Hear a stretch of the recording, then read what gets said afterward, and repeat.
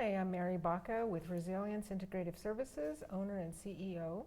We provide holistic and alternative healthcare and traditional healthcare as well too for the public and for companies who want to purchase employee assistance programs. I have a team of holistic practitioners who practice in Santa Fe and Albuquerque. And today we're meeting with Aleta Mason, who is one of our team psychics. Hi, Aleta. Thanks for coming in and joining us. And tell everyone what you do, what service you provide for resilience. Okay, I do psychic readings using the tarot cards, and basically I would, answer specific questions or categories that the client would present. Broad categories is fine. You don't need to have a specific question, but specific questions are welcome. So, not only predicting the future, which I really don't prefer to do because I do believe we create our futures. So I'm more about the present and more proactive solutions and choices that you can make. So if somebody comes to me and says, for instance, what will happen with John and I? I would say, well, what do you want to happen?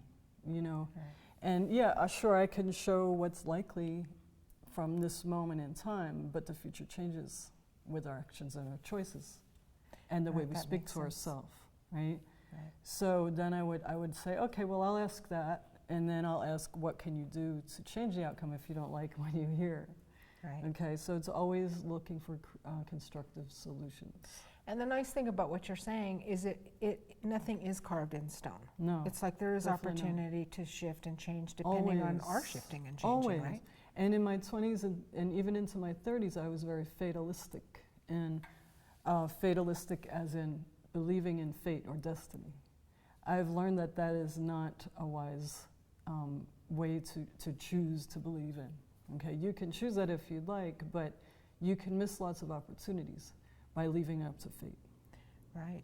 So at 50 years old, it finally dawned on me, actually about 5 years ago, it dawned on me that, wow, my actions actually create my present and my future. Right. And that's what I bring to my clients. That's what I suggest to them, to try to think more proactively. How do I get to where I want to be? Right. Instead of being just taken by the river. Right. And how long have you been practicing as a psychic? Or how long? Yeah. Well, not just practicing, but how long? I imagine lifelong, right? That you've had psychic ability. I was brought up with this. So should I go into my history a little? Sure. My mom and my grandmother were both mediums and clairvoyants. So I grew up with this. And my grandmother was what I call a, what was the word I had? Resistant medium, or there's another word I had. Sorry, I lost the word, but she would have people come to her and like when they were going to die, they'd come to the bed and at the end of her bed and wave goodbye, and he's like, hiding. So the reluctant medium, I call my grandmother. And my mom was a little more accepting of it. So I was brought up with this stuff and saw dreams coming true and predictions coming true left and right. So my mom would bring home books on the subject, etc. So my education and experience in this really started from a really young age. And I also had natural talents of my own, specifically telepathy as a young kid. And my gifts have kind of changed over the years and flowed into different strengths and weak areas, or whatever you'd like to call it. So it morphed over time. So to answer your question, how long I've been doing this, really been doing readings since, let's see, it was around 23 years old back in the 80s that I started doing it for friends and acquaintances. But professionally, charging for it and charging, working with the public, it's been about 5. I see. And it started the moment I got to Taos from New Jersey, where I grew up. The minute I got to Taos, it was like I just stepped right into it. There was some energy there that I just decided, let me go for this and help more people. Well, and in talking with you before, when you say dreams come true, like you're meaning really specific. Specific dreams. People, specific people. So talk a little bit about that. Well, both my mom and I have had dreams that came true, specific predictions, such as plane crash dreams, I call them, where we know the flight number, how many people die, where it crashes, you know, Right. and people say, well, why is it always bad news? Well, it's not always bad news. We've had positive news too. The thing is that the bad news is the stuff that you need to know ahead of time. The good news you don't need to know because you don't need to prepare. We've also protected people from really bad things and bad choices.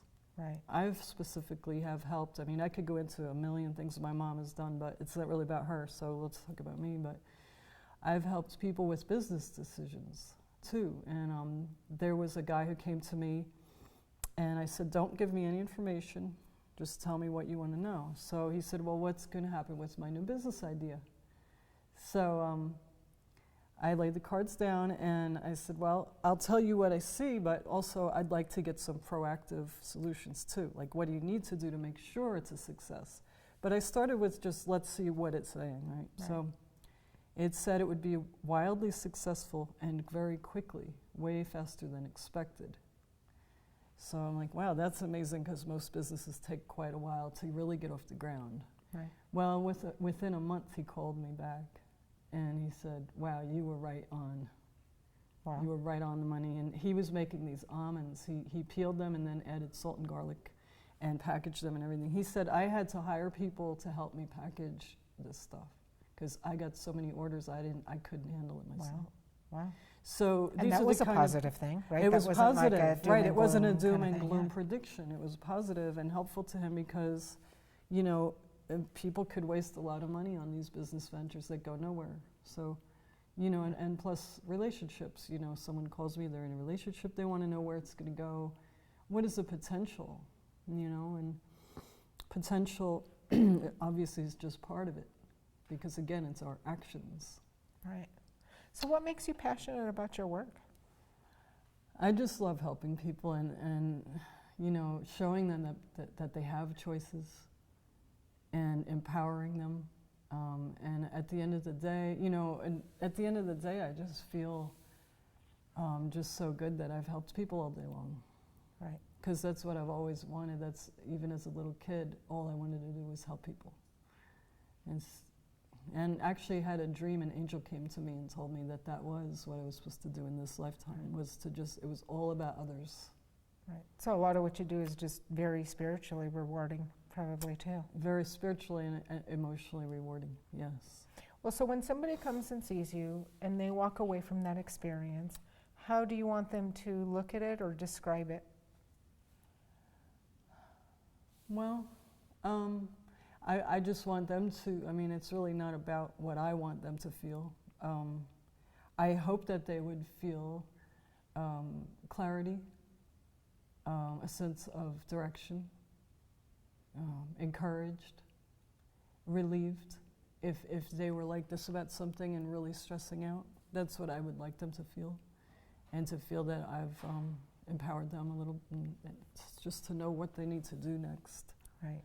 Or to know that they're on the right path and that they already were on the right path. Because some people, they're just confused and they're like, am I doing the right thing? Spiritually on the right path or whatever, no matter how esoteric or practical the question. Some people just are not sure they're on the right path and they're just, I like to, sometimes it's just a confirmation for them. Right. That they are on the right path, that they have made the right decision, or their instinct about something is right. Their instinct about a person or a relationship or situation. So I want them to just feel more sure when they leave. Right. And relief. I know I've had several readings through the years, and I've also had a reading with yourself, you know, and that's something I've always gotten from psychic readings is just guidance and validation and how to listen more to my intuition, and that, you know, I think a lot of times we get messages Yeah. and we just don't validate that that's really what's happening. Or So we question ourselves. Right. Yeah. So if you are an intuitive person already, which most of us are, though we're not all in tune with it, sometimes for an intuitive person, the best reading is just one that confirms what you already knew. Right. I'm just here as confirmation for some people. Right. Depends on the person. Right. Or two, it's kind of like a camera lens, you know, where you're kind of opening things up. So, you know, you may shed light on something that that person's totally overlooking. Yes, I because know- they're too emotionally involved, they're too Right. close. I know a lot of times after I'll have a reading, at the moment it won't make sense. and then after I have a reading, Yes. and days after, things will click into place, and I'm like, Yes. oh, That's what she they, meant. yeah, that's what she Yeah, meant. yeah, you know? and I tell Yeah. my clients, I say, please do take notes and think about this and read it again a week from now, a month from now, 6 months from now, and you'll be like, oh, that's what that meant. Right. Yeah. You It's know? very powerful to have a psychic reading. I mean, that's one of those services that a lot of times people, think they conjure up all kinds of things in their mind, right? The That you crystal have ball. a crystal ball, Yeah, that and it's all just that. weird. But it really isn't. It's really an amazingly powerful tool to have, and then, and just to be able to connect with somebody on that level is very powerful. And it's just, I've always had a very positive experience, as was the case when you did your reading for me, which was over the phone. I actually met Aleta over the phone before in person, and the reading that she did was very helpful and very, I think, very accurate and helpful, and it's something I still reflect on. So thanks a lot for coming in. Is there anything else you would want to say, or I would actually want really people do to have know? one more thing to say. If you're afraid of getting a reading, you don't want to know, oh, I'm scared to know what the future holds, etc. Keep in mind that really there is no bad news, and here's why.